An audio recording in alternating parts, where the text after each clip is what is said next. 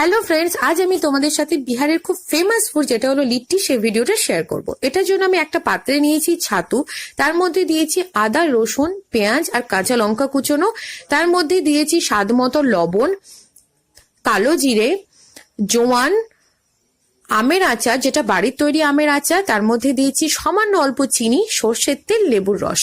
এই সবগুলোকে হালকা হাতে মিক্স করার পর সামান্য একটু জল দিয়ে ঝুড়ো ঝুড়ো একটা ছাতুর মিক্স তৈরি করে রাখতে হবে। এবার যে আটার ডোটা লাগবে সেটার জন্য আটাতে দিয়েছি 2 চামচ সর্ষের তেল, লবণ, চিনি আর জল দিয়ে একটা শক্ত ডো করে রাখতে হবে। খুব নরম করবে না, যেমন লুচির আটা হয় তেমন করে রাখবে। আর আমি এখানে আটা ইউজ করেছি, ময়দা না। সামান্য একটা গোল বলের মতো কেটে ভেতরে পকেটের আকারে তৈরি করে ছাতুর মিক্সটা ভরে মুখটা বন্ধ করে দিয়ে আমি ডিপ ফ্রাই করেছি সাদা তেলে।